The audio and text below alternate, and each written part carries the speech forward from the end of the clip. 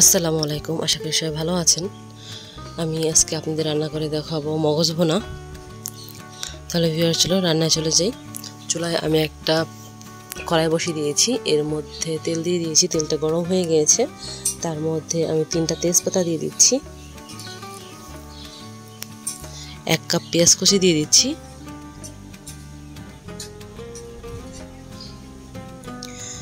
পেঁয়াজটা নরম হওয়া পর্যন্ত ভেজে নেব।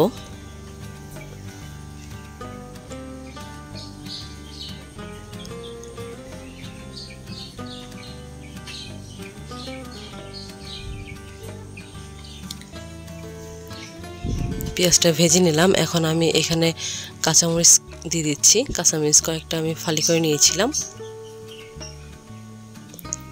আপনারা যদি ঝাল একটু কম খান, একটু কম করে দেবেন। 3টা এলাচ দিয়ে দিচ্ছি, এলাচগুলো আমি থেতো করে নিয়েছি। 3-4 টুকরো দারচিনি দিয়ে দিচ্ছি, 3টা লবঙ্গ দিয়ে দিচ্ছি,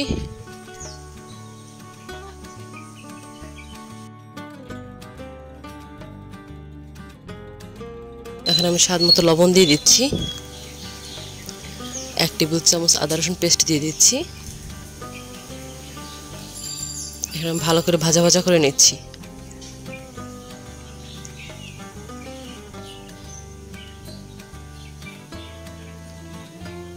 এখন আমি এই পর্যায়ে হলুদ গুঁড়ো দিয়ে দিচ্ছি 1 চা চামচ,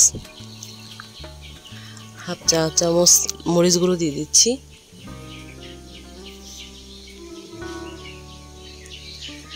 হাফ চা চামচ জিরে গুঁড়ো দিয়ে দিচ্ছি, হাফ চা চামচ ধনে গুঁড়ো দিয়ে দিচ্ছি।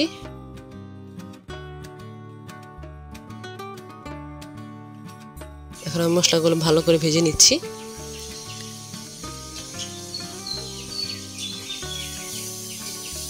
মশলা ভাজা হয়ে গিয়েছে, এখন আমি এখানে হাফ কাপ পানি দিয়ে দিচ্ছি। মশলাগুলো ভালো করে ভুনে নেব।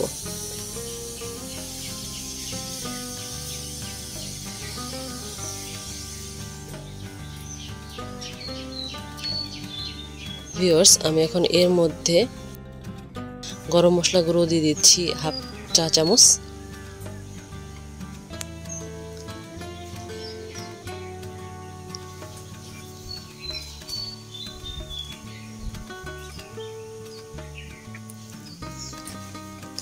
ভিউয়ার্স আমার মশলা কষানো হয়ে গিয়েছে। এখন আমি এর মধ্যে মগজটা দিয়ে দিচ্ছি। মগজটার উপরে যে একটা পর্দা থাকে, আমি সেই পর্দাটা ফেলে নিয়েছি। চুলার আঁচটা কমিয়ে আমি এভাবে চামচ দিয়ে ভালো করে ভেঙে নিচ্ছি।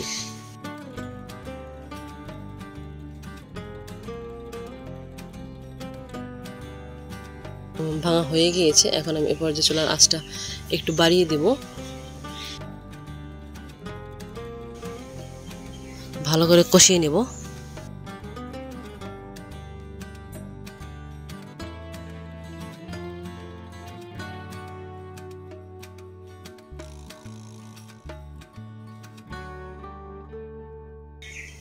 ভিউয়ার্স, আমার কষানো হয়ে গিয়েছে। এখন আমি এর মধ্যে 1 কাপ পানি দিয়ে দিচ্ছি।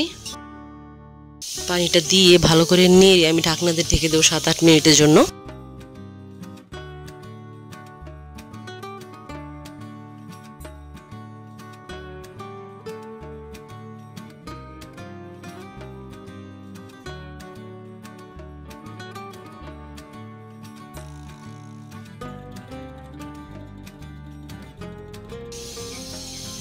ভিউয়ার্স, আমি 7 মিনিট পর ফিরলাম।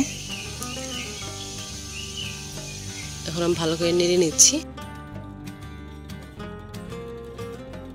পানিটা অনেকটা শুকিয়ে গিয়েছে। এখন আমি এভাবে আস্তে আস্তে করে ভুনা করে নেব।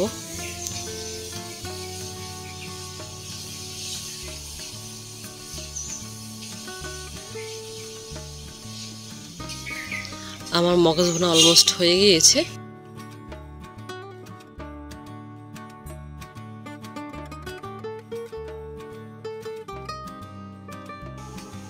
এখন আমি এটা নামিয়ে নেব।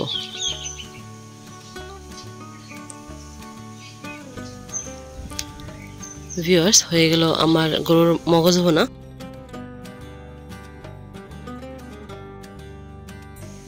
গরম ভাত দিয়ে খেতে অনেক ভালো লাগে। আমার ভিডিও যদি আপনাদের ভালো লেগে থাকে আশা করি আমার সাথেই থাকবেন। সবাই ভালো থাকবেন। আল্লাহ হাফেজ।